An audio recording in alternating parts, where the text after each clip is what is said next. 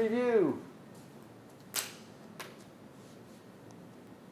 So the previous chapters were dealing with the electric field, which was related to forces. And E fields and forces are vectors. So here's the equation.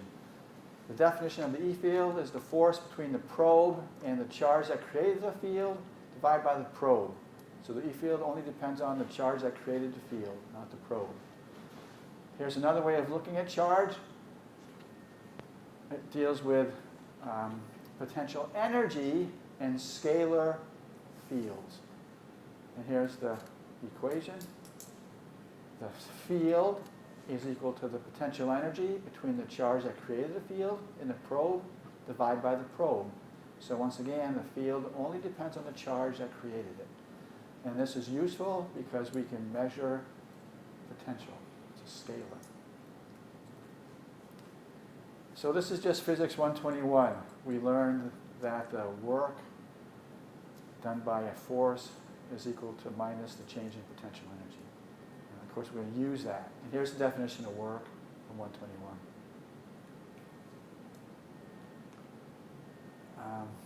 I showed this in class yesterday. So the work equals U initial minus U final. Yeah.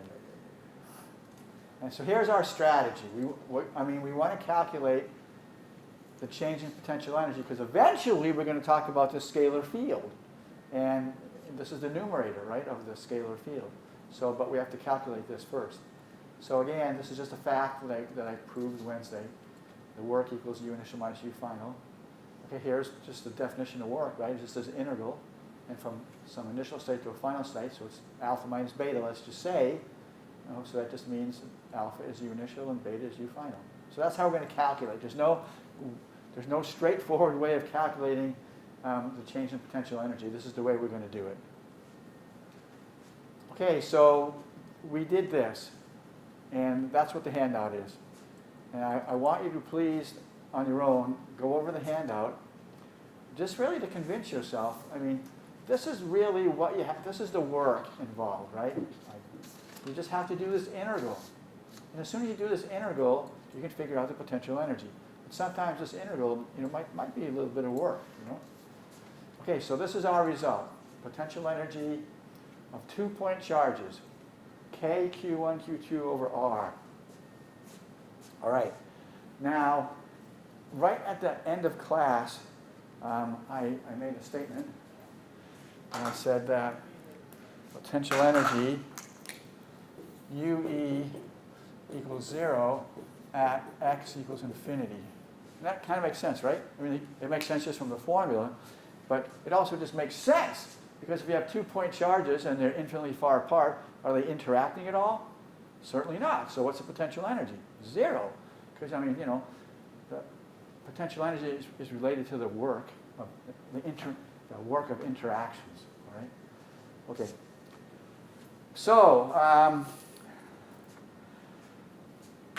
when we worked with gravity back in 121, we usually said that the potential energy due to gravity is 0 at y equals 0, right?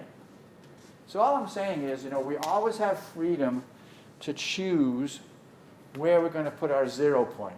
Because, as we discussed on Wednesday, all of the equations with potential energy, they always have a delta U. And so, we can put our 0 wherever we feel like it. Okay? So anyway, that's just kind of interesting, right? That's quite a change, right? UG equals 0 at y equals 0, U equals 0 at infinity. I mean, how much different can you get? Okay. Now also, when you look at this equation, this is going to be positive or negative, correct? Because, like if you have a positive Q1 and a negative Q2, this can be negative. So the potential energy can be positive or negative. And again, this totally makes sense. So let's say this is a negative charge and this is a negative charge. Now, where do they want to be? They want to be far apart. So if I'm pushing them, okay, this negative charge, if I'm pushing them closer to each other, what am I doing? Do they want to be pushed next to each other? No. No. So what happens to what's happening to potential energy? It's increasing, just like lifting weights, right? When you're lifting a barbell, does a barbell want to be lifted? So what happens to the potential energy when you lift it? It increases. Okay? On the other hand, let's say this is positive, this is negative. Where do they want to be? Okay, so if I'm holding them apart, what am I doing to the potential energy? In fact, if I separate them, what am I doing to the potential energy? Yeah. But if I let go, what are they going to do? Right? Just like if you're lifting if you're lifting weights, and you let go and get out of the way, right? What's going to happen? It's going to fall. Okay? All right? So I'm just saying it's very, very similar, you know. Okay, so here are some questions for you, boy. So well, okay.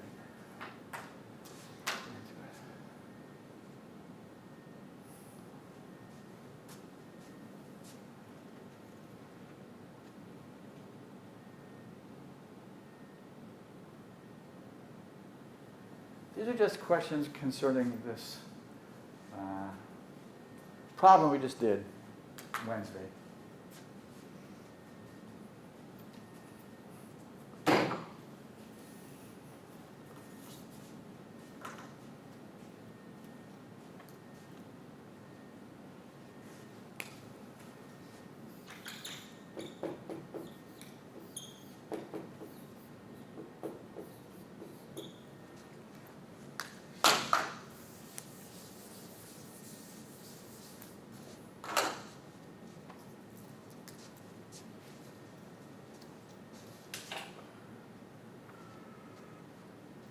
Okay, ready? Let's vote. Agree? Because, if they're like charges, the force wants to separate them, and that's going to be, so the force is away and the ds is away, right? Because remember, work, this is work. So when they're moving away, the ds and the force is one. What is the sign of the initial potential energy of the system of charges? So they're like charges. So what's the sign of the initial potential energy? That should, okay, vote. Yeah, right? Negative times negative or positive times positive. Okay, so what's the sign of the final potential energy of the system? Okay, everybody agree? Because it's infinity. What is the sign of the change in potential energy of the system? So, so the change is final minus initial, right? The change is always final minus initial. So what's U final minus U initial? Agree? Because it's 0 minus a positive number. Okay. So why did I do that? The work is positive, correct? So the work is positive. So therefore, the work equals minus delta U. Well, the work is positive, delta U is negative. What's negative, negative, positive, okay? I'm just going through this just to make sure you understand it. Okay, so there you go, right? So the work equals minus delta U. All right, now, so we talked about the potential energy of 2-point charges. All right, great. Now what we want to do, another example. We want to figure out the potential energy of a point charge between the plates of a parallel plate capacitor. Okay. Now, with the point charges, we had to do an integral, right? And it was kind of a little bit of work. But now we want to be lazy. So we want to go back to Physics 121. We had UG equals mgh. Remember that? mgh. And mg is a force, and h is a distance, right? Okay. So now what I want you to do, please, I want you just to guess. All right? I just want you to guess what UE is. And I want you to use this as an analogy. Okay, a force times a distance. So just look at that picture and guess. So what do you think?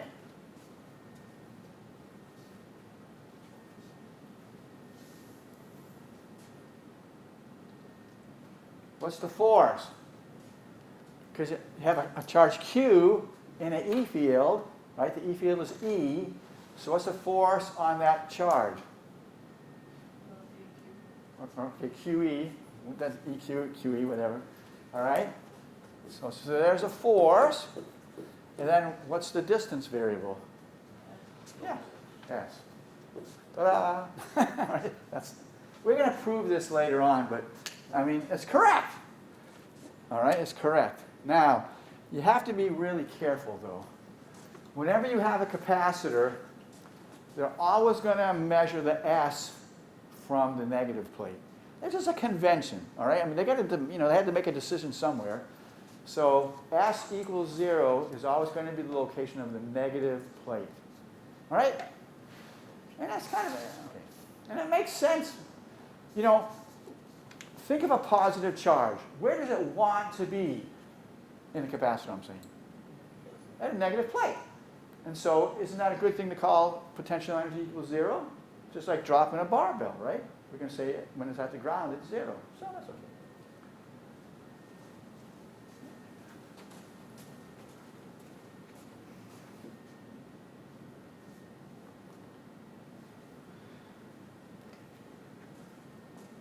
So there it is. That's the formula, QES. All right. Now, let's look at this, though. What's the potential energy of this situation? I mean, use the same formula.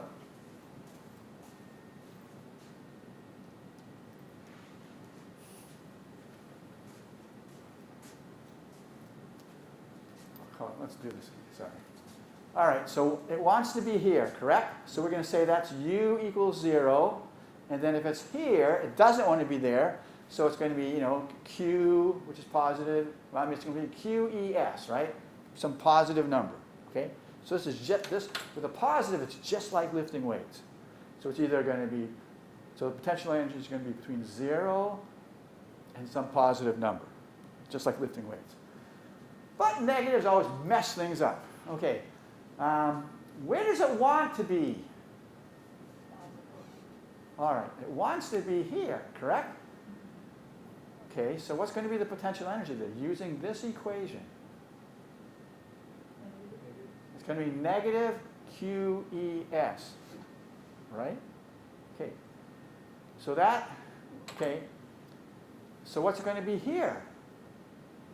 Okay, it wants to be here. So it should be a small potential energy, right? Where doesn't it want to be? What's the potential energy here? Use the formula. What did you say, Katie? No. Use the formula. 0. 0, right? Now, is 0 bigger than a negative number? Yeah. So, I mean, it still works. It's just kind of strange. Right? It's just kind of strange. Okay? So when the negative is here, where it wants to be, the potential energy is negative because of the Q being negative. When it's here, where it doesn't want to be, the potential energy is 0. And again, that still makes sense because 0 is bigger than a negative number. All right?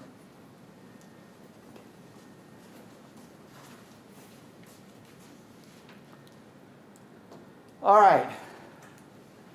So now we have another choice for the potential energy being 0. So gravity, we had y equals 0. 2-point particles, we had the distance is infinity. Now we have the negative plate is 0. Okay? So like I said, we just keep on changing our mind whenever we feel like it. That's all right. Doesn't matter because all we ever care about is delta U. Okay, here's another question for you.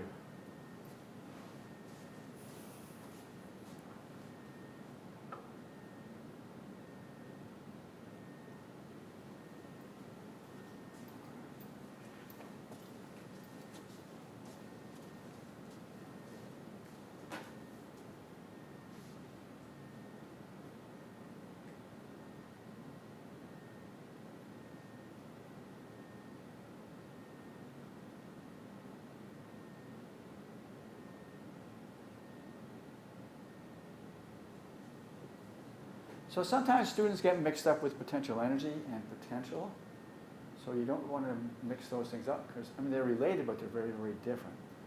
So I don't want you to use a formula for this. I just want you to think, and you'll get it right if you just do that.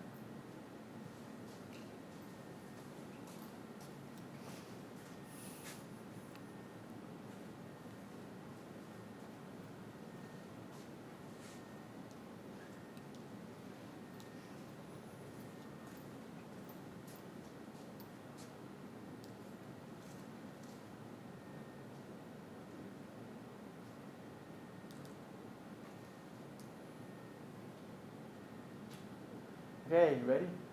Let's vote. Okay. The question is about energy. The question is about energy. Energy. This is positive. Right? So you have this positive charge. Then you go up to wherever, and you bring another little positive charge there. So does this guy want to be there? So what kind of energy what kind of potential energy is going to have? Big or small? Or zero or what? Yeah, it's going to be greater than zero. It's going to be big because it doesn't want to be there. Now you take this guy away and you go grab a negative charge and you put it there. So forget about that. Now I put a negative charge there. Does it want to be there? Yeah. Yeah! So what kind of potential energy can it have? Small. Right? Small. So what's the correct answer? Yeah. Okay. Everybody good? Robbie? So is the absolute value of the you can have negative potential energy, right, in your equation? Yep. Yep. So would the absolute value of the potential energy for Q and negative Q be the same? Or Oh yeah. okay. Yeah. Yeah. Okay. Now what we want to do, okay, so let's see. We've done 2-point charges. We've done a charge in a capacitor. Now we need to do a dipole. So these are the geometries we want to figure out the potential energy for. So you all remember what a dipole is because we did it with E fields. So here's a real dipole. So this is the positive side because you have the nucleus, you have the nuclei right here. And this is the negative side. And this is our model, our wonderful little model.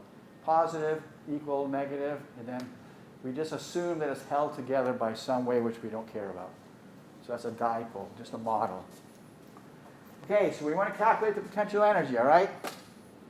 Now, here we go. Remember this, Physics 121. But we're going to have a dipole, so it's going to rotate. So should we use force or something else? Something else. So we use torque. So remember this formula for 121? So, the rotational version of force is just torque. So just torque times d theta. Rotational motion, torque d theta. All right. Now, we did this a while ago.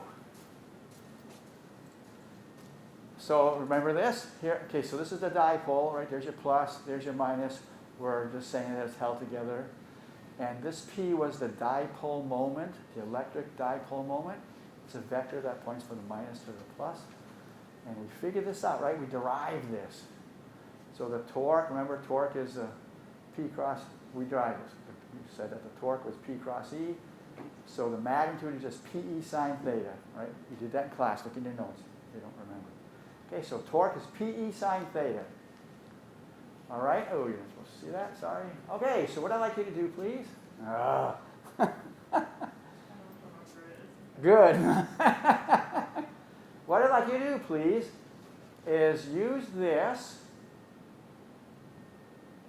and use this and figure out an expression for the potential energy of a dipole in an E field. And you can work together, right? So you're just going to plug this in here from some initial theta to some final theta, and just do the integral.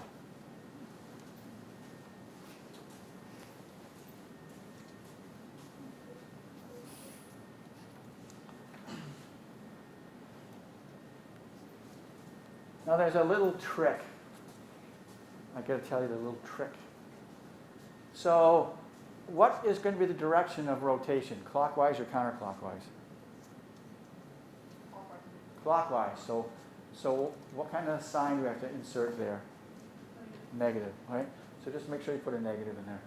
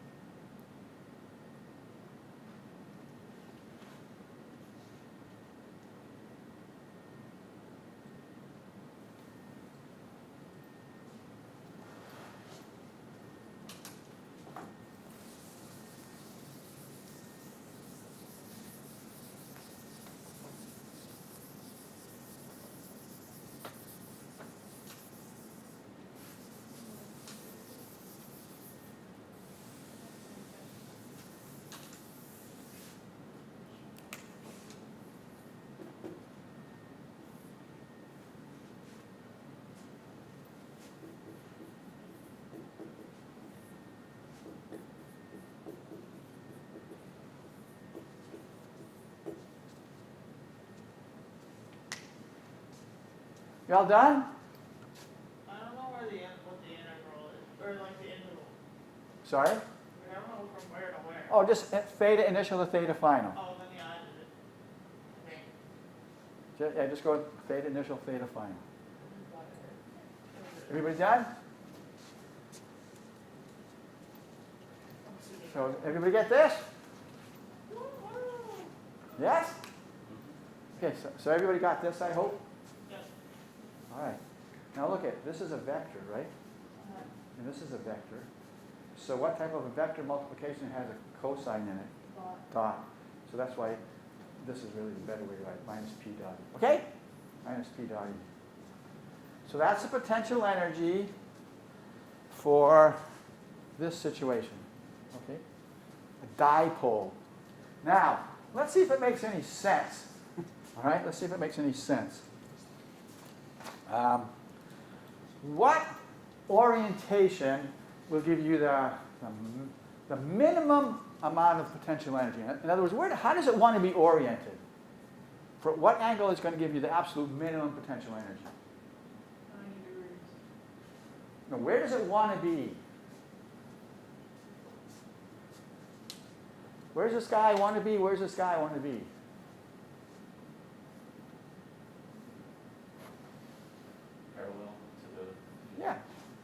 Doesn't this want to be like here? Doesn't this want to be here? Okay, so it wants to be parallel. All right. So that will be what's going to be the angle then? 0. Okay. So if theta equals 0 degrees, that's where it wants to be, correct? So that should be the minimum. So we should have u minimum. Okay. So what's the equation? What's cosine of 0? So it's just minus PE, right? Okay. Minimum, negative. That sounds good. All right. Now, let's talk about the maximum. Where does it not want to be for sure? Where does this crazy thing not want to be? It's going to take a lot of work to get it to do it. Where does it not want to be? How about 180, right? Okay. So the max is going to be theta equals 180 degrees. Okay, so from the formula, how did that get there? Oh, because I did it by accident. Okay, so from the formula then, what's cosine of 180? Negative 1. So what's u? Positive PE. Huh. So we have the minimum negative PE, the positive PE. This is at 0, this is 180. Well, we got to have a 0, right? We got to decide what 0 is going to be. Now, Katie's been saying this for the last 3 minutes. Katie, what angle is going to give us 0? 42.3. Yeah, 90, right? Because, this is going to be where it wants to be, right? That's going to be where it doesn't want to be. So 0 is going to be in the middle, right?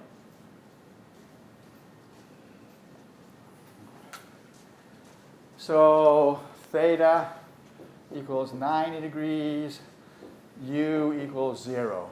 Okay? So there we go. So we have another choice of u equals 0. So see what we've done basically? So for every situation we've done, we've decided on a different definition of u equals 0. But that's all right. It doesn't hurt anything. I mean, they all make sense, so why not? Okay? Because again, all we care about in the equations, all we care about is what? Delta U, right? So we can call our 0 point wherever we feel like it, because it's never going to matter. All right, okay? There we go. Okay, now what's this chapter about? V field. Have we even mentioned it hardly yet? No, all we've been doing is the potential energy, right? And again, that's because the V field equals the change in potential energy over the probe, right? However you want to write it. Well, what do you say we finally start talking about the V field? All right? So we've spent half the chapter just doing this. Now we're finally going to get to this. Okay? Yay! Okay, finally. Okay, so here's an old exam question. So be really careful.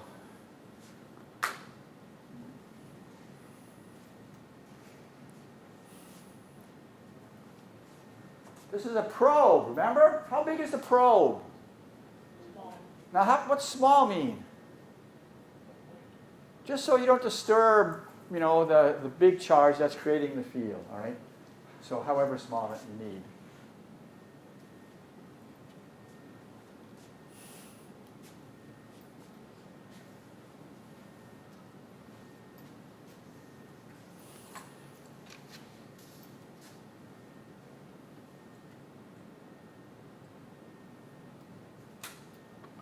Now this says electric field. We're not even doing electric fields, but it's okay. It's the same principle. So I'm trying to trick you on this one, all right? I admit it. I'm trying to trick you. Don't let me trick you.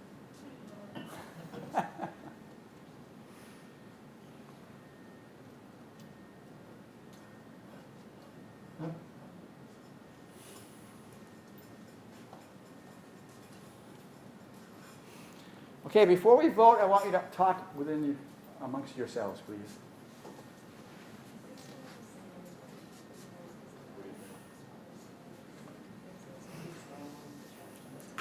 So just to remind you, the E field is the force divided by Q, right? Prime. The field should stay constant, but the force should vary depending on the size of the charge.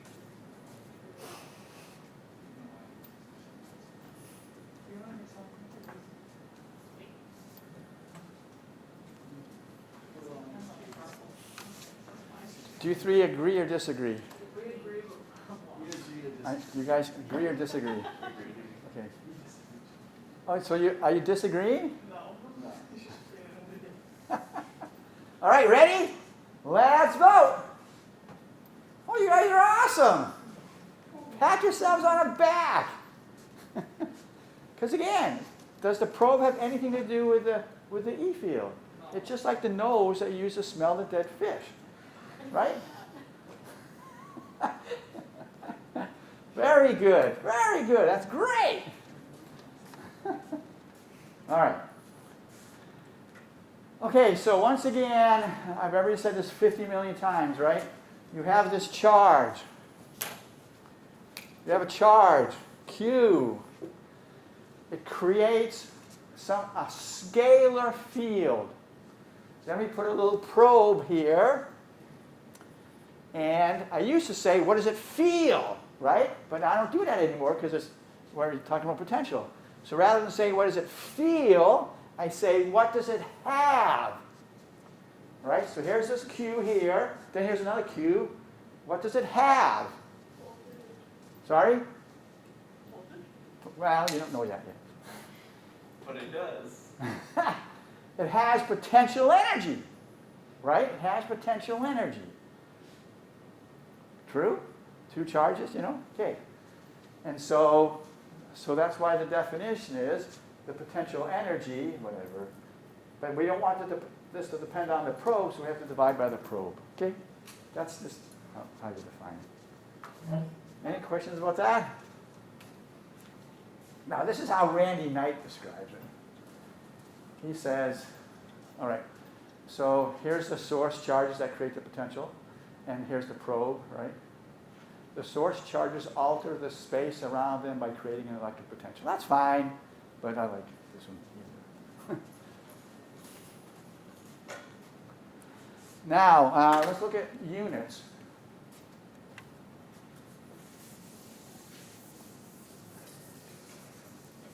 Okay, what's the unit of U?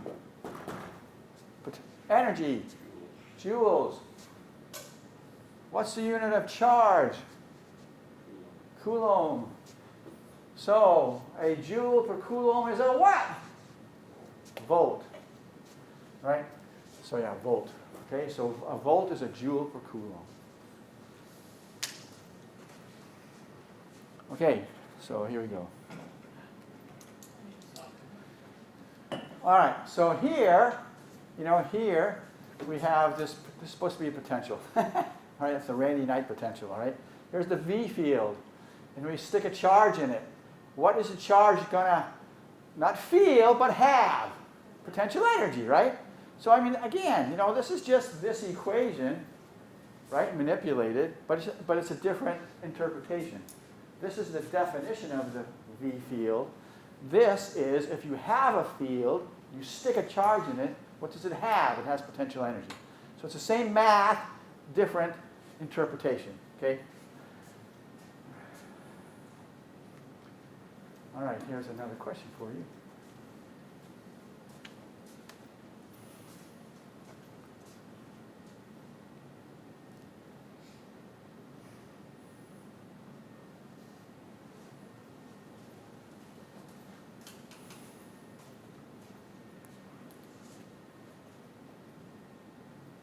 Okay, ready?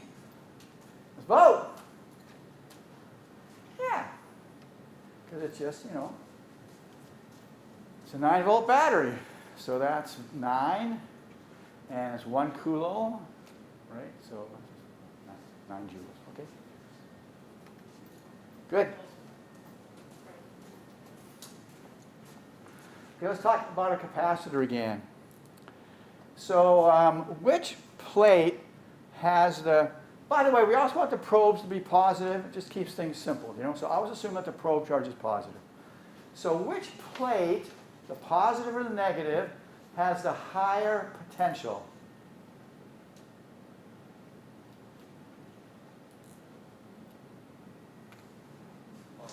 Positive. Right? Because it has higher potential energy. Right? The positive doesn't want to be here. The positive wants to be there. So it's going to be the high potential. This is going to be the low potential. And so what does a positive charge do? It flows from the what to the what? Yeah. To positive potential to the negative potential. And again, I think the weightlifting analogy is always wonderful.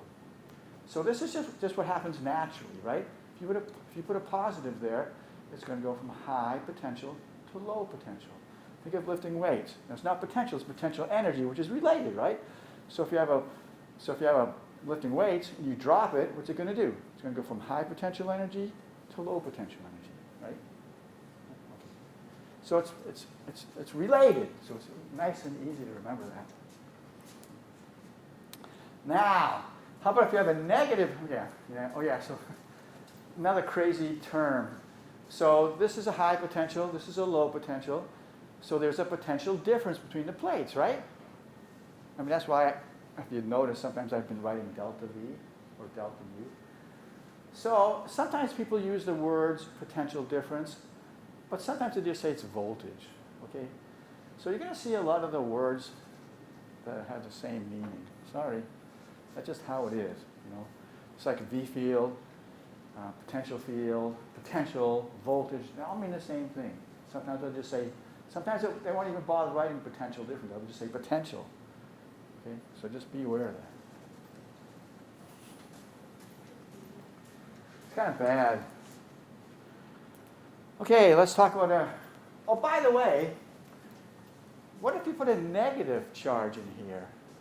Is it going to go from high to low, like a positive charge? No, it's going to go low to high, right?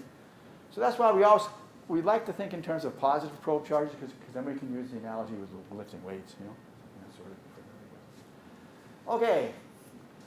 All right. Now, for reasons which we'll explain in a future chapter, pretty soon, it makes life easy if we say that, okay, when you have a current flowing in a wire, what's really flowing?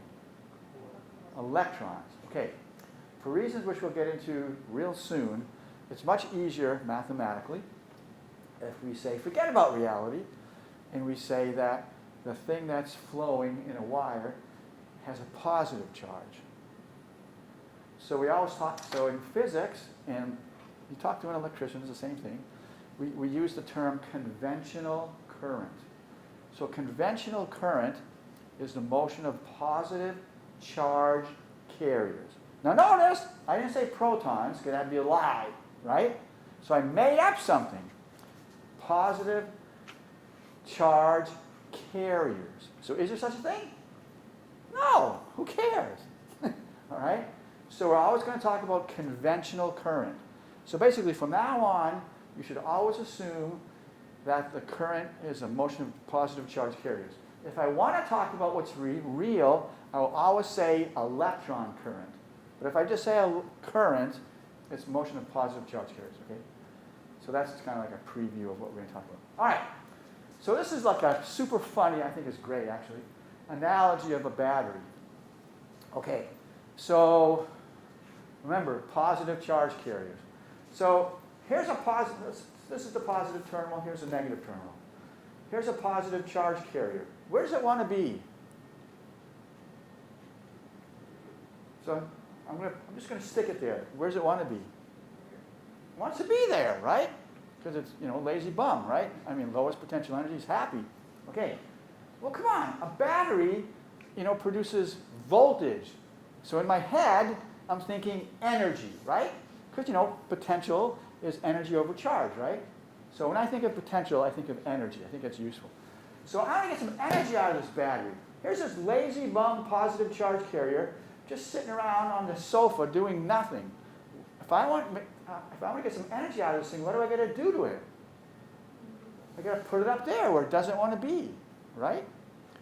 How do you do that? Well, okay, in a battery, that's done by chemical processes, all right? But basically, you're bringing the positive charge carrier up here. Now, in a real battery, I mean, you know, you're moving electrons, but we don't want to talk about reality, okay? So this is like an analogy. So here you have this positive charge carrier. You've got to get it up here, all right? And then what does it want to do then? Is it happy up there? No, but it can't go down here because of the chemical processes here. But here's a wire. So what is it going to do? It's gonna take the long way around. Yeah, it's going to say, I'm out of here. So, right? Now, when it goes from here to here, it gains energy, right? So,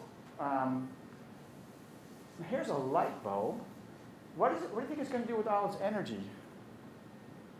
It's going to dump the energy to light the light bulb. And then when it comes down here, how much energy does it have? The same as it's had at the beginning, all right? So we like to keep things simple.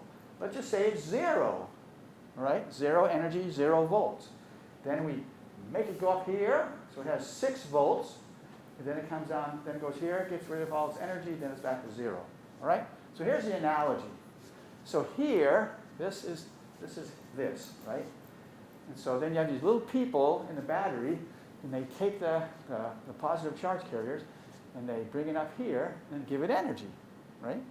And then, once they give it the energy, it's not happy, so it goes all the way back down to where it started. Ta-da! Is that a good analogy or what? I think it cracks me up, but I think it's pretty good. All right. Now also, look! You have these positive charge carriers that have energy, right? They have energy. They give up the energy right here. But does this thing eat up the positive charge carriers? I mean, in the real world, does a light bulb eat electrons?